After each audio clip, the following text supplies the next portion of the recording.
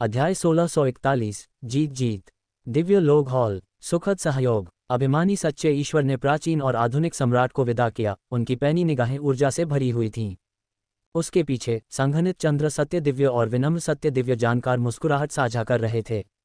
यह एक सफलता थी। उनकी धैर्यपूर्ण प्रतीक्षा ने अंततः हार्मनी क्रिएशन होम की स्वैच्छिक निष्ठा को जन्म दिया। दोनों पक्षों ने संबद्धता के विभिन्न विवरणों पर बातचीत की, साथ ही स्काई डोमेन एलायंस द्वारा तत्काल उठाए जाने वाले कदमों पर भी चर्चा की। हार्मनी क्रिएशन होम को सहायता प्रदान करें। स्काई डोमेन एलायंस के लिए पहले से ही तैयारियां कर ली गई थीं।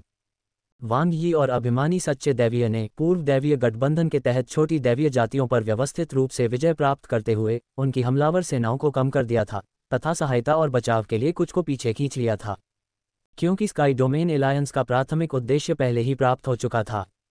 डोंगयिन दिव्य जाति और युनदाओ दिव्य जाति, दो मध्यम आकार की दिव्य जातियों के विनाश ने पूर्वी दिव्य गठबंधन को एक महत्वपूर्ण झटका दिया था।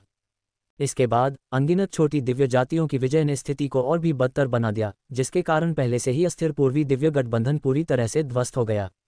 महारानी यिन को कुछ युद्ध क्रेडिट देने का एक सही अवसर, वांग ये ने मुस्कुराते हुए टिप्पणी की। संघनित चंद्रमा सत्य दिव्य, जो महारानी यिन की युद्ध क्षमता को रोके हुए था, के पीछे हटने के बाद डोंगबेन आदिम जाति ने पूर्वी दिव्य गठबंधन को बचाने के लिए सेनाएं भेजनी शुरू कर दीं। डोंगबेन आइस्टीक गुट की युद्ध क्षमता पूरी तरह से हार्मनी क्रिएशन होम पर हमला करने पर केंद्रित थी। स्पष्टतः बचाव दल की उत्पत्ति महारानी यिन से हुई थी। आखिरकार डोंगबेन आदिम जाति पूर्वी दिव्य गठबंधन की रीढ़ थी। ईस्ट डिवाइन एलायंस को उनकी नाक के नीचे भंग होने देने से उनकी प्रतिष्ठा बहुत नीचे गिर जाएगी। डोंगबेन आइस्टीक वास्तव में निर्दयी हैं। विनम्र सच्चे दिव्य ने आह भरी, वे विनाश के प्रति उदासीन खड़े हैं और हमारे पक्ष के साथ पारस्परिक विनाश में लगे हुए हैं। उनके दृष्टिकोण से हार्मनी क्रिएशन होम पर हमला करने में मायरीड लॉ कॉन्फ्रेंस का समर्थन करना ईस्ट डिवाइन अलायंस की सहायता करने से कहीं अधिक लाभ देता है।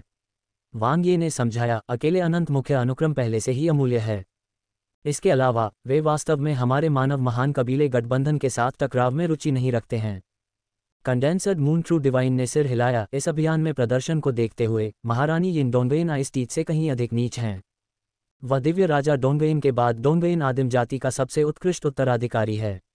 वांग ये ने कहा, यदि उसमें योग्यता की कमी होती तो एल्डर काउंसिल उसे अनंत मुख्य अनुक्रम के साथ यह पद नहीं सौंपती। संघनित चंद्र सत्य दिव्य की खूबसूरत आंखें वांग ये पर टिकी रहीं। तो क्या हम वास्तव में असंख्य कानून सम्मेलन और सद्भाव निर्माण ग्रह के लिए डोंगबेन आदिम जाति के साथ आमने सामने भिड़ने जा रहे हैं? बिल्कुल नहीं। वांग ये मुस्कुराया। अभिमानी सच्चे परमात्मा के सिर पर धीरे धीरे प्रश्न चिन्ह उभर आया।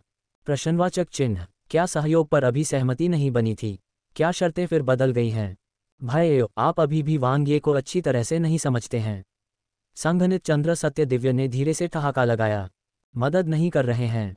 अभिमानी सच्चे दैवीय ने सोच विचार कर कहा, क्या हम पीछे बैठकर मछुआरे का लाभ उठाएंगे और बाद में सफाई करने का इंतजार करेंगे? वांग ये ने अर्थपूर्ण ढंग से कहा, भाइयों, आप सचमुच बदल गए हैं। अभिमानी सच्चे ईश्वर के होंठ हल्के से फड़क उठे। मैं तो बस तुम्हारे इरादों का अंदाजा लगा रहा था। मैं उस तरह का व्यक्ति नहीं हूं। वांग ये ने जवाब दिया, एक बार सहयोग के लिए समझौता हो जाने के बाद आस्था और अखंडता को त्यागने का सवाल ही नहीं उठता। हार्मनी क्रिएशन होम की सहायता करना अनिवार्य है, लेकिन केवल हार्मनी क्रिएशन होम। इसका क्या मतलब है? अभिमानी सच्चा ईश्वर कुछ उलझन में था। संघनित चंद्र सच्चे दिव्य की सुंदर आंखें चमक उठीं। वो दिव्य जाति की सहायता नहीं कर रहा। वांग ये ने सिर हिलाया। हार्मनी क्रिएशन होम 8 देवताओं की चमक के विपरीत 23 दिव्य जातियों से मिलकर बनी एक इकाई है। अगर हम हार्मनी क्रिएशन होम को अवशोषित कर लेते हैं तो ये स्काई डोमेन एलायंस को संरचनात्मक रूप से फूला हुआ बना देगा, संतुलन बनाए रखना मुश्किल बना देगा और दिव्य लोगों के हॉल का नियंत्रण कमजोर कर देगा। अभिमानी सच्चे परमात्मा ने सहमति में सिर हिलाया। वांग ये ने सब कुछ सोच लिया था। इस विशिष्ट मुद्दे को वास्तव में नजरअंदाज नहीं किया जा सकता। वांग ये ने आगे कहा, लेकिन बोए दिव्य जाति के बिना शेष 22 दिव्य जातियों में केंद्रीय सामंजस्य की कमी होगी। हार्मनी क्रिएशन होम के नाम से जुड़ने के बावजूद उन्हें स्काई डोमेन एलायंस में आंतरिक व्यवधान पैदा किए बिना व्यक्तिगत रूप से नियंत्रित किया जा सकता है। तो आपने हार्मनी क्रिएशन होम द्वारा स्वेच्छा से सहायता मांगने का इंतजार किया? संघनित चंद्र सत्य दिव्य की आंखें चमक उठीं। वांग ये ने हल्के से जवाब दिया, क्योंकि वो दिव्य जाति स्वतंत्र रूप से कार्य नहीं कर सकती। ऐसे बड़े निर्णय लेने से पहले उन्हें अन्य दिव्य जातियों से परामर्श करना आवश्यक है। वर्तमान में हार्मनी क्रिएशन होम की अन्य दिव्य जातियों ने पहले ही स्काई डोमेन एलायंस में शामिल होने के अपने इरादे को स्वीकार और पुष्टि कर दी है। यदि उन्होंने स्वयं सहायता शुरू की तो बोए दिव्य जाति संभवतः उन्हें धोखा देगी। दूसरों की पीठ में छुरा घोंपने में सक्षम जाति की कोई सीमा नहीं थी। लेकिन युद्ध के बाद क्या बोए दिव्य जाति सद्भाव निर्माण ग्रह के साथ फिर से एकजुट होने का प्रयास नहीं करेगी?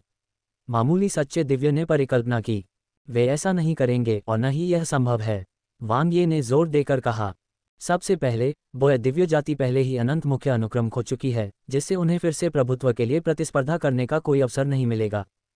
दूसरी बात, युद्ध ने बोए दिव्य जाति की क्षमता की ऊपरी सीमा को स्पष्ट रूप से प्रदर्शित किया है। सद्भाव निर्माण ग्रह की आंतरिक एकजुटता संभवतः पहले ही टूट चुकी है। अंत में, होन्फा पूर्वज भगवान बोए दिव्य जाति को कभी भी नहीं छोड़ेंगे। अल्पविराम, निकलो, बचाव कार्य शुरू करो। स्काई डोमेन एलायंस के हस्तक्षेप से स्थिति तुरंत बदल गई। स्थिर और क्षतिग्रस्त हार्मोनी क्रिएशन होम में जीवन शक्ति और आशा लाना। चंद न्यून दिव्य क्षेत्र, फानवु दिव्य क्षेत्र, ली दिव्य क्षेत्र, एक के बाद एक परम दिव्य क्षेत्र को क्रमिक रूप से सहायता प्राप्त हुई। हार्मनी क्रिएशन होम की 3 मध्यम आकार की दिव्य जातियां संकट को टालने वाली पहली थीं। इसके बाद छोटी दिव्य जातियां धीरे धीरे संकट से सुरक्षा की ओर मुड़ गईं। केवल बोए दिव्य जाति ही अछूती रह गई। उनके नियंत्रित परम दिव्य क्षेत्र में न केवल सहायता की कमी थी, बल्कि इसके बजाय असंख्य कानून सम्मेलन और डोंगयन आदिम जाति द्वारा केंद्रित हमलों के अधीन था। एक ओर, बोए दिव्य जाति को प्रमुख हमलों का सामना करना पड़ा। दूसरी ओर, उन्हें पूरी तरह से त्याग दिया गया। कुछ हद तक दोनों पक्षों में मौन सहमति थी। यहाँ तक कि युद्ध में भी स्काई डोमेन एलायंस ने दिव्य डोमेन को बचाया, जिन पर मुख्य रूप से डोंगयन आदिम जाति द्वारा हमला किया जा रहा था। उन्होंने माइरिड लॉ कॉन्फ्रेंस द्वारा लक्षित परम दिव्य डोमेन से परहेज किया। लेकिन डोंगयन आइस्टीथ ने चालाकी से काम लिया। स्काई डोमेन एलायंस से सुदृढ़ीकरण को देखते हुए वे सीधे तौर पर संलग्न हुए बिना ही पीछे हट गए, क्योंकि वे अपनी थोड़ी सी भी ऊर्जा बर्बाद नहीं करना चाहते थे। बोए दिव्य जाति की कीमत पर एक पूर्ण प्रदर्शन। फिर भी, चाहे वह होन्फा पूर्वज देवता हो या डोंगयन आइस्टीथ, बोए दिव्य जाति को नष्ट करने का उनका इरादा बिल्कुल स्पष्ट था। ये लड़ाई अजेय थी। अल्पविराम, बोए दिव्य डोमेन। बोए दिव्य जाति का मुख्य डोमेन ब्रह्मांडीय सागर के सच्चे देवताओं का एक समूह प्राचीन और आधुनिक सम्राट तथा माता शान ई को घेरे हुए था। उनके चेहरों पर गंभीर भाव थे। अध्याय 1642, अध्याय 1440, जीत जीत _2। इसका अनुवाद इस प्रकार है। वे जानते थे कि बोए दिव्य जाति इतिहास की धूल में विलीन होने वाली थी। तुम्हें चले जाना चाहिए, मां शान ई ने शांति से कहा। इस बिंदु पर कुछ भी कहने से परिणाम नहीं बदलेगा। विजेता राजा बन जाता है, पराजित केवल अपराधी बन जाता है। यह इतनी क्रूरता है। जिस क्षण उन्होंने माइरिड लॉ कॉन्फ्रेंस को धोखा देने का निर्णय लिया, उसी समय उनका भाग्य पहले ही तय हो चुका था। फिर कभी पीछे मुड़कर नहीं देखा। लानत है, स्काई डोमेन एलायंस का इससे क्या मतलब है? सम्राट फैंशी ने अपनी मुठ्ठियां कस लीं, उनके दांत पीसने लगे। उन्होंने सुदृढ़ीकरण का वादा किया था, फिर भी एक भी छाया दिखाई नहीं दे रही है। मदर शान ई ने कहा, उन्होंने हार्मनी क्रिएशन होम को बचा लिया। उनकी भावनाएं एक जटिल मिश्रण थीं। लेकिन उन्होंने हमें, बोए दिव्य जाति को नहीं बचाया। इतने लंबे समय तक हार्मनी क्रिएशन होम पर नियंत्रण रखने के बाद वह स्काई डोमेन एलायंस के इरादों को कैसे नहीं समझ सकी? ये स्पष्ट था, वे हार्मनी क्रिएशन होम को ध्वस्त करना चाहते थे। इस दौरान उन्होंने भोलेपन से सोचा कि वे स्काई डोमेन एलायंस में शामिल हो सकते हैं और गुप्त रूप से नियंत्रण हासिल कर सकते हैं। अब इस पर विचार करने पर यह सचमुच हास्यास्पद लगता है। इस अभियान में स्काई डोमेन एलायंस ने जो क्षमताएं प्रदर्शित की, उन्हें देखते हुए वे सावधानी कैसे नहीं बरत सकते थे। उनकी तुच्छ योजनाएं पूरी तरह से उजागर हो चुकी थीं। प्राचीन और आधुनिक सम्राट ने दुख जताते हुए कहा, हम बहुत अधिक लालची थे। यदि उन्होंने पहले ही सहयोग करने का निर्णय लिया होता और माइरिड लॉ कॉन्फ्रेंस की पीठ में छुरा घोंपने का प्रयास नहीं किया होता, तो अब परिणाम क्या होता? चाहे जो भी हो, ये निस्संदेह इससे कहीं बेहतर होगा। हमने जो रास्ता खुद चुना है, किसी और को दोष नहीं देना है, मदर शान ई ने प्राचीन और आधुनिक सम्राट से कहा। मैं असंख्य कानून सम्मेलन और डोंगयन आदिम जाति को रोक दूंगी। बाकी सब आप पर निर्भर है। आपको कबीले के लिए अग्नि बीज को संरक्षित करना होगा, भविष्य में पुनरुत्थान की आशा। ठीक है, प्राचीन और आधुनिक सम्राट ने गंभीरता से उत्तर दिया। उसने कभी नहीं सोचा था कि 8 देवों की चमक के उन्मूलन के बाद वे डोंशी दिव्य मोती के लिए लड़ाई में हारने वाले दूसरे व्यक्ति होंगे। जहां तक भविष्य में पुनरुत्थान की बात है, तो वह इसकी आशा नहीं कर सकता था। अब उसकी चिंता केवल ये थी कि कैसे जीवित रहा जाए। पूर्वी आदिम क्षेत्र विशाल था, लेकिन अब वहां उनके लिए शरण लेने के लिए कोई स्थान नहीं था। वे आ गए हैं, मां शान ई ने अपना सिर उठाते हुए कहा। उनकी अविचल फीनिक्स आंखें दृढ़ संकल्प से चमक रही थीं। बोई दिव्य क्षेत्र के साथ स्वयं को एकीकृत करने के बाद पीछे हटने का कोई रास्ता नहीं था। वह बो दिव्य जाति के साथ नष्ट हो जाएगी। अल्पविराम। मार डालो। होन्फा पूर्वज भगवान दहाड़े उनकी पुतलियां बर्फ की तरह ठंडी हो गईं। इस युद्ध ने माइरीड लॉ कॉन्फ्रेंस पर भी भारी असर डाला था, लेकिन वह अच्छी तरह जानता था कि अब अथक प्रयास का समय आ गया है। इसकी गति एक बढ़ती हुई लहर की तरह है, इसे कभी नहीं तोड़ा जाना चाहिए। हार्मनी क्रिएशन होम हमेशा से उनका प्राणघातक दुश्मन रहा था। इस बार उन्हें बाहर करने का मतलब होगा कि माइरियड लॉ कॉन्फ्रेंस के लिए कोई मजबूत प्रतिद्वंद्वी नहीं बचेगा। मानव महान वंश गठबंधन और डोंगेन आदिम जाति के साथ संबंध बनाए रखना, स्थिति के अनुसार कार्य करना, भविष्य में महत्वपूर्ण लाभ सुनिश्चित कर सकता है। तुम यहाँ हो, माशान। ई की आकृति अचानक आकाश में प्रकट हुई। वास्तव में होन्फा पूर्वज भगवान ने गंभीरता से उत्तर दिया। पिछली बार जब वे मिले थे तो उन्होंने दुश्मनों को मित्र बना लिया था तथा गुप्त रूप से सहयोग करके डोंशी दिव्य मोती की लड़ाई शुरू की थी। लेकिन इस बार वे मित्र नहीं, शत्रु के रूप में मिले, या शायद वे कभी दोस्त बनने के लिए बने ही नहीं थे। मैं चाहे कुछ भी कहूं, आप हमें खत्म करने की अपनी योजना को रद्द नहीं करेंगे, है ना? मां शान ई ने होन्फा पूर्वज भगवान को अच्छी तरह समझते हुए कहा। ये सब तुम्हारा ही काम है, होन्फा पूर्वज भगवान ने निर्दयता से उत्तर दिया। क्या आप सचमुच हमारे लिए जीवित रहने का कोई रास्ता नहीं छोड़ सकते? मां शान ई की आवाज में कड़वाहट थी। मां शान ई, दयनीय होने का दिखावा मत करो, होन्फा पूर्वज भगवान ने अपनी ठोड़ी उठाई। युद्ध में मरना कहीं अधिक सम्मानजनक होगा। हा हा हा हा। मां शान ई अचानक पागलों जैसी हंसी में फूट पड़ी। उसका दयालु चेहरा पागलपन और उन्माद से भरी विकृति में बदल गया। बो ई दिव्य क्षेत्र में तुम मुझे नहीं मार सकते। क्या ऐसा है? होन्फा पूर्वज भगवान ने ठंडी हंसी उड़ाई। उनकी दिव्य आत्मा असीमित मुख्य अनुक्रम प्रकट हुआ। उनके आदेश के तहत आदिम नियम पूरी तरह से उनकी जन्मजात प्रतिभा के साथ संरेखित थे। असंख्य विधि रक्तरेखा प्रस्फुटित हुई, मानो कोई स्वर्गीय देवता अवतरित हुआ हो। उसकी शक्ति परम दिव्य क्षेत्र से प्रतिस्पर्धा कर रही थी और यहाँ तक कि उससे भी बढ़कर थी।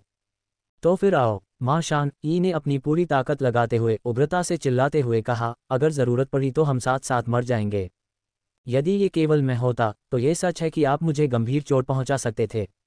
होन्फा पूर्वज भगवान अविचलित रहे। उनकी दिव्य आत्मा की अद्वितीय कथा का विस्तार हुआ क्योंकि सभी दिशाओं से अपार मौलिक ऊर्जा एकत्रित हुई। लेकिन वह भी है। स्वूश, उजाड़ स्वर्गीय दिव्य तलवार ने अराजकता अंतरिक्ष समय को चीर डाला। ऐसा लग रहा था जैसे वह किसी अथाह दूरी से अप्रतिम शक्ति से परिपूर्ण होकर आया हो। मां शान ई द्वारा शासित बो ई दिव्य क्षेत्र इस भारी आतंक का विरोध करने में पूरी तरह से असमर्थ था। चाहे वह उसकी सर्वोच्च अद्वितीय किंवदंती हो या उसकी दिव्य शक्ति असीमित मुख्य अनुक्रम का सम्मिलन हो, वे पूरी तरह से महत्वहीन थे। अब सृष्टि अनंत मुख्य अनुक्रम की एक और परत पूरी तरह से एकीकृत हो गई थी। धमाका। डोंगेन आइस्टीथ आ गया था। अल्पविराम। धधकते रोष दिव्य डोमेन। बॉय दिव्य क्षेत्र गिर गया है, एओनी ट्रू डिवाइन ने गंभीरता से कहा। वांग यी ने कहा, यह एक अपरिहार्य परिणाम है। दोनों पक्षों के बीच ताकत में असमानता बहुत अधिक थी। हार्मनी क्रिएशन होम के विश्वासघात और अनंत दिव्य डोमेन युद्ध क्षेत्र से वापसी के बाद उनकी युद्ध शक्ति लगभग आधी रह गई थी। सबसे महत्वपूर्ण बात यह है कि इन्फिनिट मेन सीक्वेंस उनसे छीन लिया गया था, जिससे उनकी महत्वाकांक्षाएं पूरी तरह से ध्वस्त हो गईं। दोनों पक्षों के मनोबल में तीव्र विरोधाभास था। असंख्य विधि सम्मेलन और डोंगेन आदिम जाति ने हार से विचलित हुए बिना निर्णायक रूप से कार्य किया, आक्रमण जारी रखा तथा हार्मनी क्रिएशन होम को सांस लेने का मौका नहीं दिया। लगातार हमले के कारण हार्मनी क्रिएशन होम बिखर गया और अस्त व्यस्त हो गया। उनके पास अपनी जमीन पर टिके रहने का कोई रास्ता नहीं था। अंत में केवल बोए दिव्य जाति ही बची जिसने उग्र प्रतिरोध किया। लेकिन उनके विरुद्ध जो खड़ा था वह था डोंगेन आदिम जाति, जो अपने युद्ध कौशल के चरम पर थी, और मिरियाड लॉ कॉन्फ्रेंस जो उन्हें मिटाने पर तुली थी। वे कैसे लड़ सकते थे? जीत की कोई संभावना नहीं थी। ये सब उनकी अपनी गलती है, मॉडेस्ट ट्रू डिवाइन ने टिप्पणी की। यदि डोंगेन आदिम जाति को विभाजित करने की उनकी योजना सफलतापूर्वक कार्यान्वित हो गई होती तो वर्तमान परिणाम पूरी तरह से भिन्न होते। लेकिन इसमें कोई क्या होगा अगर का सवाल नहीं था। वांग ये ने टिप्पणी की, वे त्वरित लाभ के लिए बहुत उत्सुक थे और उन्होंने डोंगेन आदिम जाति और मायरीड लॉ कॉन्फ्रेंस दोनों को कम करके आंका। लड़ाई में दुश्मन को कम आंकना सबसे बड़ी गलती है। जब आपको लगता है कि दुश्मन आपके जाल में फंस गया है तो आपको पता ही नहीं चलता, आप पहले ही खुद को जाल में फंसा चुके हैं। कंडेंसर्ड मून ट्रू डिवाइन मुस्कुराया। होन्फा पूर्वज भगवान ने संदेश भेजा है, हमें इकट्ठा होने के लिए आमंत्रित किया है। चलो चलें, वांग ये मुस्कुराया। अल्पविराम। बो आई दिव्य डोमेन वेब से ZERGNET द्वारा संचालित। इवांका ट्रंप के कपड़े और भी अनुचित होते जा रहे हैं। यंग शेल्डन स्टार एमिली ऑस्मेट की त्रासदी को पचाना मुश्किल है। युद्ध की विभीषिका झेलने के बाद अब केवल अंतहीन खंडहर ही बचे हैं। बोए दिव्य जाति का पुनर्तः सफाया कर दिया गया था। कभी समृद्ध रहा दिव्य क्षेत्र अब उजाड़ और खाली पड़ा है। पूर्वज भगवान को बधाई, एओनी ट्रू डिवाइन ने कहा। धन्यवाद होन्फा। पूर्वज भगवान मंदिर के ऊपर खड़े थे और स्काई डोमेन एलायंस को मेरी बधाई। दोनों महान सेनाओं के नेताओं ने एक दूसरे को देखकर मुस्कुराहटें बिखेरी। सब कुछ बिना शब्दों के कहा गया। वांग ये ने अपने बगल में खड़े कंडेंसर्ड मून ट्रू डिवाइन की ओर देखा और मुस्कुराते हुए सिर हिलाया। माइरीड लॉ कॉन्फ्रेंस के साथ सभी बाद की योजनाओं के लिए भाई उपस्थित नहीं हुए। ये सब बहन यू द्वारा संभाला गया था। उसने इसे बहुत अच्छी तरह से प्रबंधित किया। परिणाम पूर्णता के करीब थे। डोंगवेन आइस्टीथ को शायद विश्वास है कि इस लड़ाई के बाद माइरीड लॉ कॉन्फ्रेंस उनके पक्ष में झुक जाएगी, जिससे तनाव कम हो जाएगा। लेकिन उन्हें यह नहीं पता था कि शुरू से लेकर अंत तक वांग यी का पक्ष और माइरीड लॉ कॉन्फ्रेंस हमेशा सबसे दृढ़ आयरन एलायंस थे। निष्ठा में कभी कमी न आने दें। चाहे वह डोंगवेन आदिम जाति को विभाजित करने की प्रारंभिक योजना हो या हार्मनी क्रिएशन होम की कपटपूर्णता की खोज के बाद रणनीति में बदलाव, दोनों पक्षों ने एक गहन मौन समझ बनाए रखी। चाहे उनका कार्य कुछ भी हो, किसी ने भी दूसरे के कार्य में हस्तक्षेप नहीं किया और न ही उसे बाधित किया। जब भी संभव हुआ, उन्होंने एक दूसरे को सूक्ष्म सहायता प्रदान की। इस प्रकार वांग यी की टीम ने आसानी से ईस्ट डिवाइन एलायंस को ध्वस्त कर दिया। माइरीड लॉ कॉन्फ्रेंस ने हार्मनी क्रिएशन होम को तहस नहस कर दिया। सद्भाव सृजन ग्रह के शेष दिव्य क्षेत्रों के लिए होन्फा पूर्वज भगवान ने एओनी सच्चे दिव्य को देखा। हम संघर्ष से बचने के लिए उन्हें स्थानांतरित कर देंगे, वांग ये ने जवाब दिया। ईस्ट डिवाइन एलायंस से जब्त किए गए दिव्य क्षेत्र उन्हें आश्रय दे सकते हैं। बोए दिव्य जाति के नेता के बिना हार्मनी क्रिएशन होम की अन्य मध्यम और छोटी दिव्य जातियां जो स्काई डोमेन एलायंस में शामिल हुईं, विशेष रूप से दोनों सेनाओं से क्रूर हमले को सहन करने के बाद प्रतिरोध करने का कोई विचार नहीं रखतीं। जीवित रहने के लिए उन्हें स्काई डोमेन एलायंस की मांगों का आज्ञाकारी रूप से पालन करना होगा। धन्यवाद होन्फा। पूर्वज भगवान ने सिर हिलाया। माइरीड लॉ कॉन्फ्रेंस का लक्ष्य हार्मनी क्रिएशन होम के विस्तृत क्षेत्र और परम दिव्य डोमेन था। प्रचुर संसाधन और पर्यावरण उनके भविष्य के विकास में महत्वपूर्ण योगदान देंगे और उनकी मुख्य लड़ाकू शक्ति को बढ़ाएंगे। आपका स्वागत है, वांग यी ने मुस्कुराते हुए जवाब दिया। वांग यी के पक्ष को क्षेत्र की आवश्यकता नहीं थी। उन्हें जो चाहिए था वह था हार्मनी क्रिएशन होम से मध्यम और छोटी दिव्य जातियों की तात्कालिक युद्ध कौशल। ये जातियां न तो माइरीड लॉ कॉन्फ्रेंस में शामिल होंगी और न ही इसमें शामिल होने पर विचार करेंगी। उन्होंने वांग यी के गुट के मानव महान कबीले गठबंधन से अलग होने के बाद कमजोर हो गए आधारभूत घटकों की पूरी तरह से पूर्ति की। दोनों पक्षों को इसका लाभ मिला। एक पारस्परिक विजय। सटीक रूप से कहें तो तेरी जीत। इस युद्ध में डोंगवेन आदिम जाति को भी पर्याप्त लाभ प्राप्त हुआ। एकमात्र नुकसान एक इकाई को हुआ। सद्भाव सृजन ग्रह बैठ गई है। डोंगवेन आदिम जाति के विभाजन की लड़ाई समाप्त हो गई है। बदलती परिस्थितियों और अप्रत्याशित परिवर्तनों का युद्ध क्षेत्र। एक छोटी सी गलती और फिर पीछे मुड़ना संभव नहीं। स्काई डोमेन एलायंस की लड़ाई की तुलना में डोंगवेन आदिम जाति के विभाजन के लिए लड़ाई में सभी प्रमुख शक्तियों ने अपनी ताकत का प्रदर्शन किया तथा उन्हें महत्वपूर्ण क्षति हुई। पूर्वी आदिम क्षेत्र को स्वास्थ्य लाभ के लिए कुछ समय के लिए राहत मिलेगी। सबसे महत्वपूर्ण बात यह है कि 3 पैरों वाला तिपाई वाला रुख तैयार हो गया है। डोंगवेन आदिम जाति पूर्वी दिव्य गठबंधन की ताकत खोने से कमजोर हो गई। हार्मनी क्रिएशन होम के क्षेत्र को एकीकृत करने वाली माइरीड लॉ कॉन्फ्रेंस की शक्ति लगभग दोगुनी हो गई है और मानव महान कबीला गठबंधन 2 डोमेन गठबंधनों में विभाजित होकर गुप्त रूप से विकसित हो रहा है। इनमें से अपेक्षाकृत अधिक शक्तिशाली डोंगवेन आदिम जाति और मानव महान वंश गठबंधन प्राणघातक शत्रु हैं। माइरीड लॉ कॉन्फ्रेंस ने दोनों पक्षों के साथ सहयोग किया है, जिसके परिणामस्वरूप जटिल संबंध बने हैं। किसी भी पक्ष की मदद करने से शक्ति संतुलन बिगड़ जाएगा, जिसके दूरगामी परिणाम होंगे। लेकिन स्वयं माइरीड लॉ कॉन्फ्रेंस के लिए अपनी परिपक्वता से पहले किसी भी पक्ष की सहायता करना अपनी ही कब्र खोदने जैसा होगा। इसके अलावा सद्भाव सृजन ग्रह के उन्मूलन में उन्होंने सबसे अधिक प्रयास किया और सबसे अधिक क्षति झेली। फिलहाल वे आगे कोई कदम नहीं उठाएंगे। यदि डोंगवेन आदिम जाति के साथ हमारी प्राणघातक शत्रुता न होती तो असंख्य विधि सम्मेलन जीवित नहीं रह पाता, मॉडस्ट ट्रू डिवाइन ने कहा। कंडेंसर्ड मून ट्रू डिवाइन ने कहा, होन्फा पूर्वज भगवान यह अच्छी तरह से जानते हैं, यही वजह है कि उन्होंने जोखिम उठाया। डोंगवेन आइस्टूथ के साथ सहयोग करने के फैसले सहित यह उनके पक्ष में एक अच्छी तरह से सोचा हुआ विकल्प था। वांग यी ने थोड़ा सिर हिलाया। हार्मनी क्रिएशन होम ने माइरीड लॉ कॉन्फ्रेंस को कम करके आंका, जिसके कारण ये परिणाम सामने आया। वास्तव में माइरीड लॉ कॉन्फ्रेंस बहुत मजबूत है, न केवल होन्फा पूर्वज भगवान जैसी शख्सियत के साथ शक्ति के शिखर पर, बल्कि उत्कृष्ट दूरदर्शिता वाले एक शानदार रणनीतिकार के साथ भी। जो काम हार्मनी क्रिएशन होम करने में असफल रहा, उसे माइरियड लॉ कॉन्फ्रेंस ने पूरा कर दिखाया। और उन्होंने ये कार्य व्यापक रूप से किया। त्रिपक्षीय स्थिति को संतुलित रखते हुए वे डोंगेन आदिम जाति या अपने पक्ष को नाराज नहीं करने में सफल रहे। डोंगेन आदिम जाति को खुले लाभ लेकिन छुपे नुकसान का सामना करना पड़ा है। पूर्वी दैवीय गठबंधन की क्षति का उन पर गहरा प्रभाव पड़ा है। जहां तक स्काई डोमेन एलायंस का प्रश्न है, यदि वे हार्मनी क्रिएशन होम को पूरी तरह से निगल लें तो वे इसे बनाए रखने में सक्षम नहीं होंगे। यह शायद अच्छी बात नहीं होगी। यह आसानी से आंतरिक कलह का कारण बन सकता है, बहुत कुछ डोंगेन आदिम जाति की तरह। यदि वे केवल हार्मनी क्रिएशन होम से छोटी और मध्यम दिव्य जातियों को ही अवशोषित कर लें तो मायरीड लॉ कॉन्फ्रेंस इसे अधिकतम लाभ के रूप में देखती है जिसे वे नियंत्रणीय जोखिमों के तहत प्राप्त कर सकते हैं। लेकिन हमारे पक्ष को मजबूत करने से उन पर कोई खास असर नहीं पड़ता, क्योंकि स्काई डोमेन एलायंस की ताकत डोंगेन आदिम जाति के सामने कोई मुकाबला नहीं है। अगर वे डोंगेन आदिम जाति को चुनौती देने के लिए आगे बढ़ते हैं तो मायरीड लॉ कॉन्फ्रेंस अभी भी इसे फायदेमंद मानेगी। तथापि जिनलियू महारानी और निंगफेई को अब तक मिल जाना चाहिए था। वांग ये मुस्कुराया। वह मछली और भालू का पंजा दोनों चाहता है। अल्पविराम। अंतहीन अराजकता। प्राचीन और आधुनिक सम्राट के नेतृत्व में बोय दिव्य जाति के देवताओं ने क्रमिक रूप से प्रवेश किया। वे बोय दिव्य क्षेत्र से आए थे। उन्होंने बहुत पहले ही आकस्मिक तैयारी कर ली थी। डोंशी डिवाइन पल प्रतियोगिता शुरू होने से पहले ही उन्होंने अपने लिए रास्ता खोज लिया था। सच्चे प्रेम की साम्राज्य ने संघर्ष किया और मुकाबला किया तथा हार्मनी क्रिएशन होम ने उनका पूरा समर्थन किया। माशान, ई दिव्य क्षेत्र के साथ विलीन हो गईं तथा पीछे की ओर से उन्हें सुरक्षा प्रदान की तथा सच्चे प्रेम की साम्राज्य को ढाल प्रदान किया। प्राचीन और आधुनिक सम्राट बोय दिव्य जाति का अंतिम अग्नि बीज था। यदि उन्हें पूर्ण पराजय का सामना करना पड़ा और उन्हें टेंडर योजना आरंभ करनी पड़ी तो प्राचीन और आधुनिक सम्राट को बोय दिव्य जाति के खजाने और विरासत को लेना होगा और युद्ध के भंवर से बचकर अस्थायी रूप से पूर्वी आदिम क्षेत्र को छोड़कर अंतहीन अराजकता में भागना होगा, केवल भविष्य में एक दिन वापस लौटने के लिए जब ये सुरक्षित हो।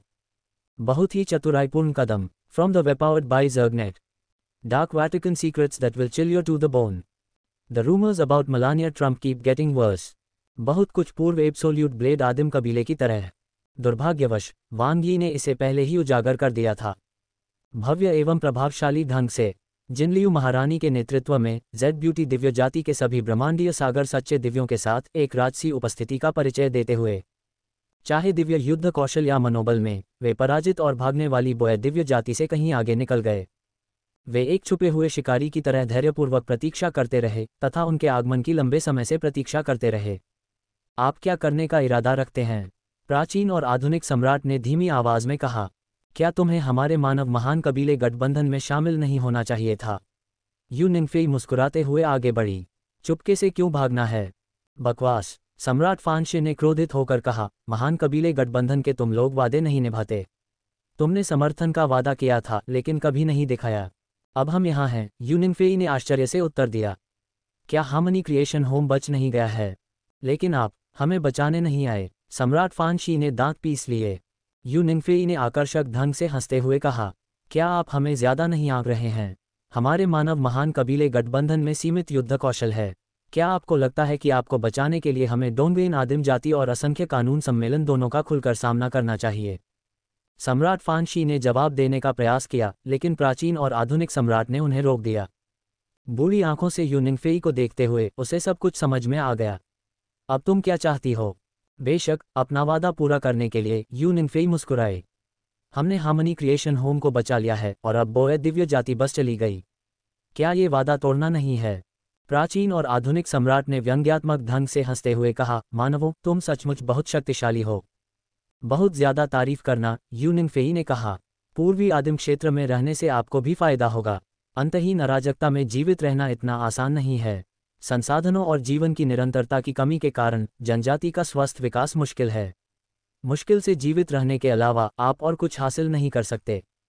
इसके अलावा अगर भविष्य में ईस्ट प्रिमिटिव टेरिटरी एकजुट हो जाती है तो भी आपको उन्मूलन का सामना करना पड़ सकता है। प्राचीन और आधुनिक सम्राट ने गंभीरता से कहा, लेकिन आपकी मदद करने से नष्ट होने का खतरा बढ़ जाता है। पुरस्कार भी अधिक हैं, यू निंगफेई ने उत्तर दिया। डोंगेन आदिम जाति और मानव महान कबीले गठबंधन के साथ आपके पास 50-50 का मौका है। निश्चित रूप से आप इस तरह के दांव से पीछे नहीं हटेंगे। यदि आप जीतते हैं तो मैं आपको आश्वासन देता हूं, भविष्य के पूर्वी आदिम क्षेत्र में निश्चित रूप से बोय दिव्य जाति के लिए जगह होगी। प्राचीन और आधुनिक सम्राट ने मौन चिंतन में अपना सिर झुका लिया। आत्मविश्वासी होते हैं और यह आत्मविश्वास उचित भी होता है। यद्यपि माइरिड लॉ कॉन्फ्रेंस ने अपने क्षेत्र का विस्तार किया है, फिर भी अंततः शिखर तक पहुंचने की संभावना कम ही है। हालांकि मानव महान कबीले गठबंधन को पर्याप्त उम्मीद है। सबसे महत्वपूर्ण बात यह है कि डोंगोइन आदिम जाति की तुलना में मनुष्यों की विश्वसनीयता अपेक्षाकृत अच्छी है। आप चाहते हैं कि हम मानव महान कबीले गठबंधन में विलीन हो जाएं, सही है। प्राचीन और आधुनिक सम्राट ने अपना सिर उठाया। नहीं, जेड पीपल डोमेन एलायंस में, यू निंगफेई ने धीरे से मुस्कुराते हुए कहा। प्राचीन और आधुनिक सम्राट की आंखें चमक उठीं और वे तुरंत ही मनुष्य के इरादे समझ गए। उनका लक्ष्य पहले से ही सभी संभावित खतरों को खत्म करना था। हार्मनी क्रिएशन होम को जबरन 2 भागों में विभाजित करना। इसका एक भाग जेड पीपल डोमेन एलायंस का है, दूसरा भाग स्काई डोमेन एलायंस का है। प्राचीन और आधुनिक सम्राट ने पूछा, अगर मैं मना कर दूं तो क्या होगा? तुम क्या करोगे? यू निंगफेई मुस्कुराए, हम बोए दिव्य जाति के साथ दुश्मनी नहीं करना चाहते। शांति और सद्भाव सबसे अच्छा परिणाम होगा। प्राचीन और आधुनिक सम्राट ने कहा, मुझे नहीं लगता कि तुम कोई कार्रवाई करोगे। इससे तुम्हें कोई लाभ नहीं होगा। यू निंगफेई ने जवाब दिया, यदि प्राचीन और आधुनिक सम्राट हमें परखना चाहते हैं तो बेझिझक। मुझे यकीन है कि आपके अलावा बोए दिव्य जाति को अभी भी एक और ब्रह्मांडीय सागर सच्चा भगवान मिलेगा जो नया पारिवारिक नेता बनने के लिए तैयार होगा और बोए दिव्य जाति को नई ऊंचाइयों पर ले जाएगा। पूर्ण विश्वास, कबीले दमन। संपूर्ण पूर्वी आदिम क्षेत्र में डोंगोइन आदिम जाति के अलावा बोए दिव्य जाति को सही मायने में दबाने में सक्षम एकमात्र संस्थाएं हैं। जेड सौंदर्य दिव्य दौड़, सबसे शक्तिशाली दिव्य जाति, एक ऐसा अस्तित्व जो डोंगोइन आदिम जाति से प्रतिद्वंद्विता करने में सक्षम है। तुम जीत गए, इंसानों। प्राचीन और आधुनिक सम्राट ने अपनी आंखें बंद कर लीं, उनकी आवाज़ बूढ़ी और थकी हुई थी। अल्पविराम। जेड सौंदर्य दिव्य डोमेन, बोए दिव्य जाति वश में। एक विजयी वापसी। लेकिन जिन लियू महारानी की प्रतीक्षा सम्राट पूर्वज और यू बिंग सम्राट भगवान कर रहे थे, क्या आपको हमें स्पष्टीकरण नहीं देना चाहिए? यू बिंग सम्राट भगवान जिन लियू महारानी पर मुस्कुराए। इस बार यह जिन लियू महारानी की स्वतंत्र कार्रवाई थी, वे पहले से अनभिज्ञ थे। हाँ, ये वास्तव में वांग ये का विचार था। जिन लियू महारानी ने इसे छिपाने का कोई प्रयास नहीं किया, उनकी फीनिक्स आंखें यू बिंग सम्राट भगवान पर टिकी रहीं। लेकिन मेरा मानना है कि ऐसा करना हमारी जेड ब्यूटी दिव्य जाति के लिए फ़ायदेमंद है। ये लाभदायक है, लेकिन ये हमारी जेड ब्यूटी दिव्य जाति को भी उसके शतरंज के मोहरे में बदल देता है। यू बिंग सम्राट भगवान ने विनम्रता से हंसते हुए कहा। जिन लियू महारानी की फीनिक्स भौं सिकुड़ गई। वह स्वयं भी यह सब अच्छी तरह जानती थी। फिर भी वर्तमान स्थिति को देखते हुए न तो वह और न ही जेड ब्यूटी डिवाइन रेस अलग खड़े होने का जोखिम उठा सकते थे। वे इसमें शामिल हुए बिना नहीं रह सकते थे। क्या आपको लगता है कि हमारी जेड ब्यूटी दिव्य जाति के पास अभी भी अनंत मुख्य अनुक्रम हासिल करने का मौका है? जिन लियू महारानी ने अचानक पूछा। हम कर सकते हैं, सम्राट पूर्वज ने बिना किसी हिचकिचाहट के उत्तर दिया। उनमें अपार आत्मविश्वास था। उनकी सर्वोच्च युद्ध क्षमता पूर्वी आदिम क्षेत्र के किसी भी प्रमुख शक्तिशाली देश से मुकाबला करने लायक थी। विषय को मत बदलो, यू बिंग सम्राट भगवान ने कहा। हम अनंत मुख्य अनुक्रम प्राप्त कर सकते हैं या नहीं, इसका वांग्ये के साथ आपके गुप्त गठबंधन से कोई लेना देना नहीं है। लेकिन वे गहराई से जुड़े हुए हैं, जिन लियू महारानी ने जवाब दिया।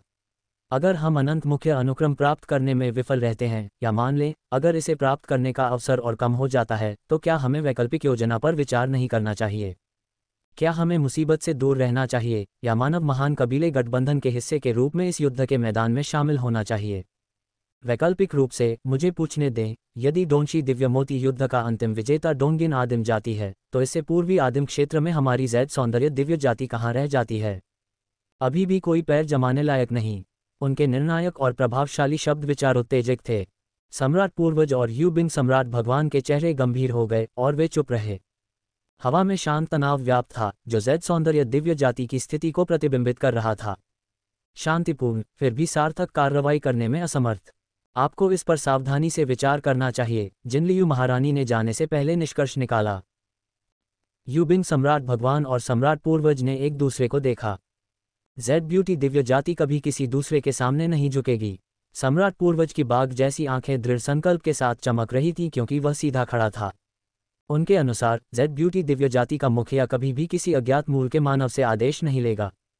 बिल्कुल असंभव। अनंत मुख्य अनुक्रम को मेरे पास छोड़ दो, सम्राट पूर्वज ने घोषणा की। उसकी आवाज़ तब भी धीमी रही जब वह बिना किसी निशान के गायब हो गया। मैं इसे हासिल करूंगा, चाहे कुछ भी हो।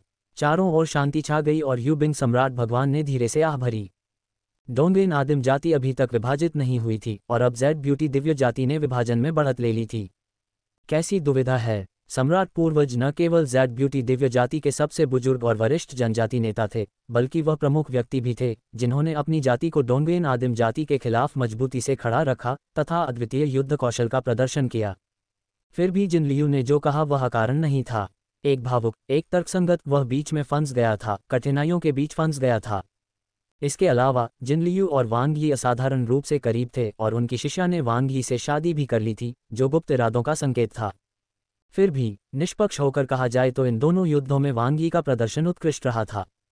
मानव महान कबीले गठबंधन के उनके निर्णायक विभाजन ने अराजकता को तेजी से समाप्त कर यू बिंग सम्राट भगवान को बहुत प्रभावित किया था। वह एक अविश्वसनीय रूप से सक्षम, साहसी, मानव प्रतिभाशाली व्यक्ति थे। काश वह जेड ब्यूटी दिव्य जाति से संबंधित होता, कितना अच्छा होता, यू बिंग सम्राट भगवान ने सोचा। अल्पविराम। दिव्य लोग हॉल। बोए दिव्य जाति को वश में कर लिया गया है, वांग ये ने मुस्कुराते हुए खुशखबरी सुनाई। बहुत बढ़िया। अभिमानी सच्चा ईश्वर अपनी मुट्ठियां भींचने से खुद को रोक नहीं सका। यह एक महान दिव्य दौड़ थी। यद्यपि अब ये बुरी तरह क्षतिग्रस्त हो चुका है, फिर भी इसकी नींव बरकरार है।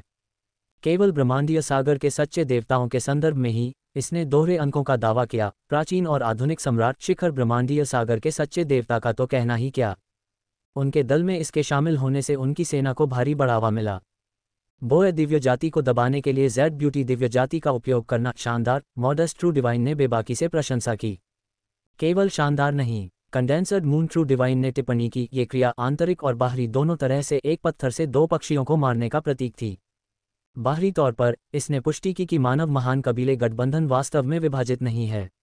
जेड पीपल डोमेन एलायंस के हस्तक्षेप ने प्रदर्शित किया कि संरचनात्मक मतभेदों के बावजूद हमारे उद्देश्य संरेखित हैं। बोए दिव्य जाति के अवशोषण ने हमारे गुट के प्रभाव को और बढ़ा दिया। आंतरिक रूप से इसने जेड ब्यूटी डिवाइन रेस के भीतर जिनलियू महारानी की स्थिति को काफी ऊंचा कर दिया है। रेस के तीन प्रमुख व्यक्ति अब और भी गहरे विभाजन का सामना कर सकते हैं।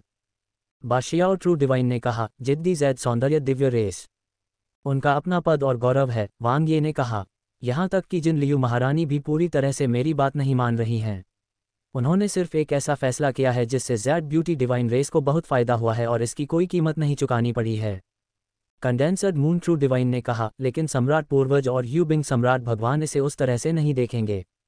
बिल्कुल नहीं। वांग ये मंद मंद मुस्कुराया। यू निंगफेई से शादी करने का पिछला कदम एक बुद्धिमानी भरा कदम था।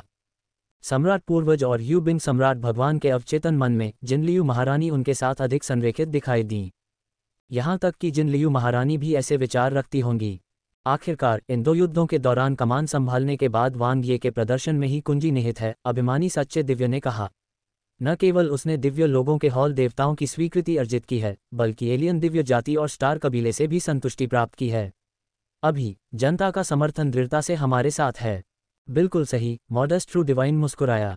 हार्मनी क्रिएशन होम के एकीकरण के बाद यहाँ तक कि बेजोड़ भगवान भी नरम पड़ने लगे हैं। इससे भी ज्यादा, कंडेंसर्ड मून ट्रू डिवाइन ने आगे कहा, ड्रैगन मैन डिवाइन रेस भी मेरे पास पहुंच चुकी है। बाशियाओ ट्रू डिवाइन ने कहा, वे बस अनुकूल हवा में सवारी करना चाहते हैं। ये बिल्कुल सटीक नहीं है, अभिमानी सच्चे दिव्य ने जवाब दिया।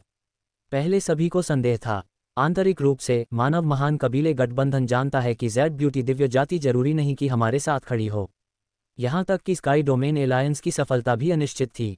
इसके अलावा वांग यी बहुत छोटा है, क्या वह वास्तव में इस भारी बोझ को उठा सकता है? इसने सभी को झिझक में डाल दिया। आखिरकार इस तरह के एक प्रमुख कबीले गठबंधन के लिए लापरवाही से प्रतिबद्ध होना एक जुआ के समान होगा। वांग ये ने सिर हिलाया। अब मेहनत का फल पाने का समय आ गया है। आवेग में आकर काम करने की कोई जरूरत नहीं है। चाहे वह शून्य जाति हो, ड्रैगन मैन दिव्य जाति हो या फिर कुछ छोटी दिव्य जातियां हों, कोई भी इच्छुक प्रतिभागी इसमें शामिल हो सकता है। युद्ध के बाद की इस पुनर्प्राप्ति अवधि का उपयोग हमारे गुट का पूर्ण विस्तार करने के लिए करें। अगले महायुद्ध के लिए तैयार हो जाओ। वांग यी को स्पष्ट रूप से समझ में आ गया था कि आने वाला समय आराम और पुनः संगठित होने का अवसर प्रदान करेगा। सभी गुटों को विस्तार, स्थिरीकरण और लड़ाकू शक्ति की पुनः प्राप्ति की आवश्यकता थी। वह भी अपनी शक्ति को चरम सीमा तक बढ़ाने के लिए इस अमूल्य समय का लाभ उठाना चाहेंगे, क्योंकि जैसे जैसे संघर्ष तीव्र होता जाएगा, उनके पक्ष के लिए इसमें शामिल न रहना असंभव हो जाएगा। सत्ता के असली धारक के रूप में उनकी अनौपचारिक स्थिति अनिवार्य रूप से उजागर हो जाएगी। अपने पास अनंत मुख्य अनुक्रम होने के कारण वह संभवतः अनगिनत शिकारियों का मुख्य लक्ष्य बन जाएगा। आत्मसंतुष्टि के लिए कोई जगह नहीं, केवल प्रबल व्यक्तिगत शक्ति ही सच्चा आत्मविश्वास प्रदान कर सकती है। सबके सामने निडर, अंतहीन अराजकता। 3 मनुष्य आए। 7वीं परत। फैंग गुआंग अचंभित रह गया। वांग ये ने उनसे पूछा कि क्या वह तेनिंग सेना कमांडर से आगे निकलना चाहते हैं। उन्होंने कहा हाँ, और फिर उन्हें यहाँ लाया गया। जैसे ही उसने अंतहीन अराजकता में पैर रखा, वह अभी भी कुछ हद तक खारिज कर दिया। परिणामस्वरूप वह स्वयं को 7वें स्तर पर अचंभित अवस्था में पाया। मौके पर ही दंग रह गए। हम यहाँ कैसे पहुँचे? यान शियानू भी कुछ असमंजस में था। अंतहीन अराजकता की प्रत्येक परत तक नीचे जाने के लिए आपको एक प्रवेश द्वार ढूंढना होगा। 7वीं परत तक पहुँचने में कम से कम 10,000 युग लगेंगे। ये सब पलक झपकते ही कैसे हो गया? मैंने एक गुप्त मार्ग की खोज की है जो पहली से 9वीं परत तक हर प्रवेश द्वार को सीधे जोड़ता है। वांग ये ने बहुत पहले से यह बहाना तैयार कर रखा था। वास्तव में यह कोई बड़ी बात नहीं है। सर्पिल कैश चैनल वास्तव में एक गुप्त मार्ग है। यह मूलतः उनके गुरु की ओर से एकमात्र उपहार था। अद्भुत। यान शियानू ने इसके बारे में ज्यादा नहीं सोचा। फैंग गुआंग स्थिर खड़ा रहा। उसे आश्चर्यजनक रूप से भयानक ऊर्जा का एहसास हो रहा था। उसके पैर असहनीय रूप से भारी लग रहे थे। हम चौथी परत पर क्यों न जाएं? फैंग गुआंग ने घबराहट में सुझाव दिया। वह पहले केवल चौथी परत पर ही गया था। 5वीं परत भी काम करेगी। अगर नहीं तो मैं 6ठी परत भी स्वीकार कर सकता हूँ। 7वीं परत। क्या वे मजाक कर रहे हैं? क्या वे उसे मारने की कोशिश कर रहे हैं? ऐसा कहा जाता है कि भगवान राजा स्तर के अराजकता राक्षस यहाँ हर जगह हैं। क्या आप तेनिंग सेना कमांडर से आगे नहीं निकलना चाहते थे? वांग ये ने पूछा। हाँ, फैंग गुआंग ने दांत पीस लिए। जीवन में उनका सबसे बड़ा प्रतिद्वंद्वी तेनिंग सेना कमांडर है। बचपन से ही उसे दबाया गया, उसकी प्रतिभा को दबाया गया, युद्ध कौशल को दबाया गया। दिव्य जन हॉल में प्रवेश करने के बाद भी उसे दबाया गया। अब तक तो वह बहुत पीछे छूट चुका था। तेनिंग सेना कमांडर ने 6ठी परत पर एक कॉस्मिक सी ट्रू डिवाइन के रूप में प्रवेश किया। वांग ये ने कहा, आप 7वीं परत पर आकर पहले से ही उससे आगे निकल गए हैं और आपके प्रवेश की संभावना उससे अधिक है। सचमुच? फैंग गुआंग की आंखें चमक उठीं और उसका शरीर बहुत हल्का महसूस हुआ। बेशक, वांग ये ने कहा, लेकिन आप इस बाधा को पार कर पाएंगे या नहीं, यह आपके अपने भाग्य पर निर्भर करता है। अच्छा, फैंग गुआंग ने भारी स्वर में सिर हिलाया। वह बहुत अच्छी तरह से जानता था, बाह्य उत्तेजना और वातावरण केवल सहायक हैं।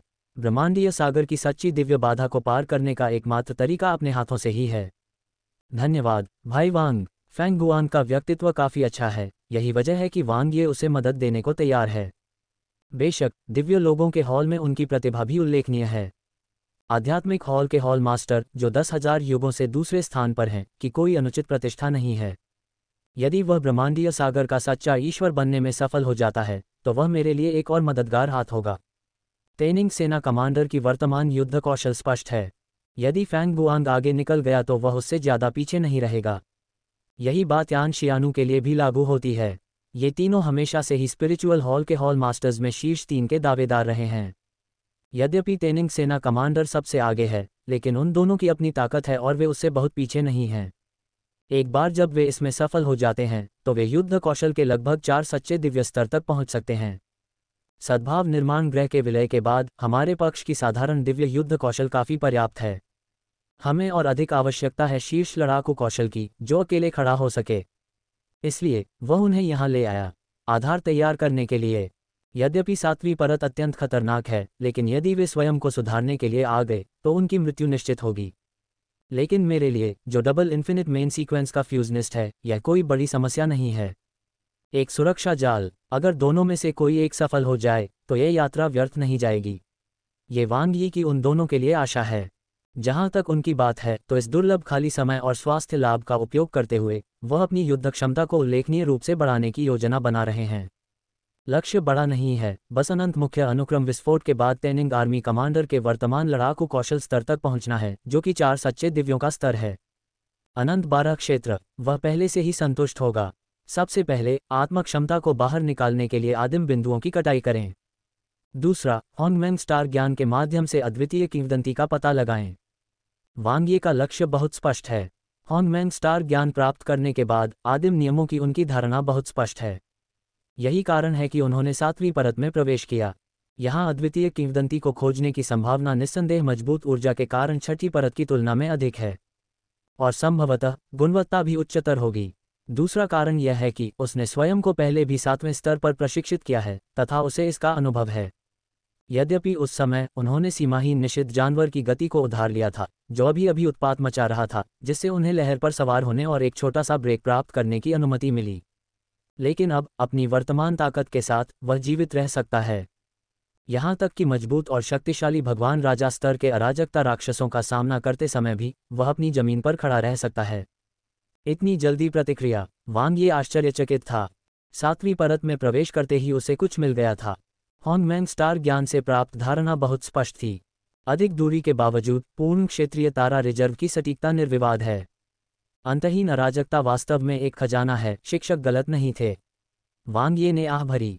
लेकिन ये क्षेत्र इतना विशाल है कि अकेले खोज करना अभी भी बहुत चुनौतीपूर्ण है। और हर बार वह खजाने की तलाश करने की बजाय उसे निखारने को प्राथमिकता देता है। आगे की ओर दौड़ते हुए रास्ते में उन्हें जो भी अराजकता राक्षस का सामना करना पड़ा, वांग ये ने उसे फेंगगुआंग और यान शियानु को संभालने दिया। बेशक उन्होंने अंतिम वार भी किया। मच्छर चाहे कितना भी छोटा क्यों न हो, वह मांस ही है। इसके अलावा cosmic C true divine level अराजकता राक्षस को मारना जितना आसान है, उसे हराना उतना ही आसान है। फेंगगुआंग और यान शियानु भी उन्हें मार सकते थे, लेकिन इसके लिए उन्हें अधिक प्रयास करना पड़ता। कोई ज़रूरत नहीं है। इस बार उनका उद्देश्य स्वयं को और अधिक निखारना, नए अनुभवों का अनुभव करना तथा सफलता के लिए प्रयास करना है। उन सभी के पास अनंत 10 क्षेत्र हैं, चरम युद्ध कौशल। वांग ये ने दोनों को लड़ते हुए देखा। तेनिंग आर्मी कमांडर की तरह दोनों निकट युद्ध क्षमता में बेहद मजबूत हैं।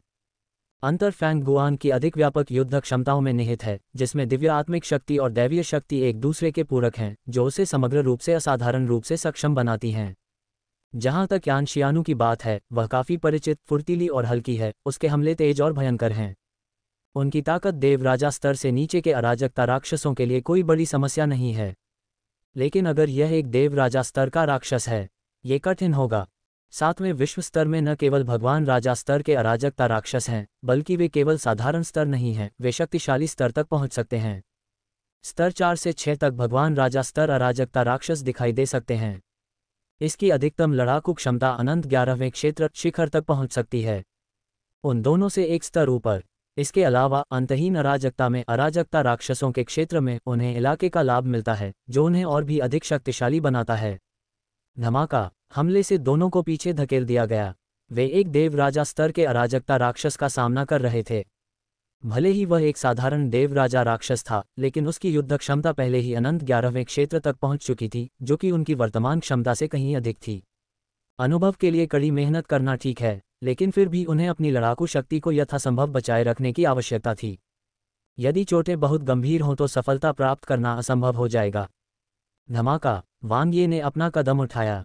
उन्होंने अपनी पूर्ण कृपाण इंपीरियल समाधि या अपनी नवोन्नत हाथापाई आक्रमण शक्ति का प्रयोग नहीं किया। ऐसा इसलिए क्योंकि उसकी हाथापाई की ताकत फेंगगुआंग या यान शियानु से ज़्यादा अच्छी नहीं थी। बात बस इतनी है कि हाथापाई का मुकाबला फेंगगुआंग और यान शियानु की विशेषता है, लेकिन यह उनका सबसे कमजोर कौशल है। स्नैप, ताइकिंग सर्कुलर पवेलियन आर्ट के सक्रियण के साथ, प्रकाश की नई जेड बॉल की वृद्धि के साथ, वांग ये ने अपने अद्वितीय युद्ध क्षेत्र नियंत्रण का प्रदर्शन किया और तेजी से फेंगगुआंग और यान शियानु को भगवान राजा स्तर के अराजकता राक्षस के चंगुल से बाहर निकाला। उसी समय उनकी असंख्य विधि रक्तरेखा सक्रिय हो गई, जिससे अनंत अराजकता जादू तुरंत ही मुक्त हो गया। Extreme law infinite main sequence Z ball hash एक ऑफ लाइट के साथ समन्वित होकर एक साथ भव्यता में प्रस्फुटित हुआ तथा अद्वितीय शक्ति का प्रदर्शन किया। सबसे शक्तिशाली अराजकता जादू हमला हिंसक रूप से विस्फोट हो गया। यहाँ तक कि स्रोत थंडर का उपयोग किए बिना भी कई संवर्धनों के साथ मजबूत अराजकता जादू ने परिपूर्ण क्षेत्र को पार कर लिया, भगवान राजा स्तर के राक्षस के शरीर को टुकड़े टुकड़े कर दिया और उसे पीड़ा में दहाड़ने के लिए मजबूर कर दिया। पूर्ण शक्ति दमन, बहुत मजबूत। फेंगगुआंग दृश्य से अपनी आंखें नहीं हटा सका। उन्होंने पिछली लड़ाई में वांग यी के साथ मिलकर लड़ाई लड़ी थी, लेकिन इस बार इसे नज़दीक से देखने पर उन पर इसका बहुत गहरा प्रभाव पड़ा। इसके अलावा इस देवराजा स्तर के राक्षस से भिड़ने के कारण वह अच्छी तरह जानता था कि यह कितना शक्तिशाली था। यहाँ तक कि यान शियानु के साथ मिलकर भी वे इसे हरा नहीं सके। फिर भी वांग यी के सामने यह एक भी जवाबी हमला नहीं कर सका। वांग यी की शक्ति बस भारी थी। बच निकलना, कोई संभावना नहीं। बचाव, असंभव। देवराजा राक्षस पूरी तरह से निष्क्रिय अवस्था में आ गया था। और यहाँ तक कि इस अंतहीन अराजकता के बीच युद्ध के मैदान में वांग ये ने परिचितता और लाभ का एक ऐसा स्तर प्रदर्शित किया जो अराजकता राक्षस को भी पार कर गया। अनायास कुचलना, फिर बिना किसी प्रयास के इसे नीचे उतार लें। वांग यी के आकस्मिक हमले से ऐसा लग रहा था जैसे उसने एक साधारण अराजकता राक्षस को हरा दिया हो।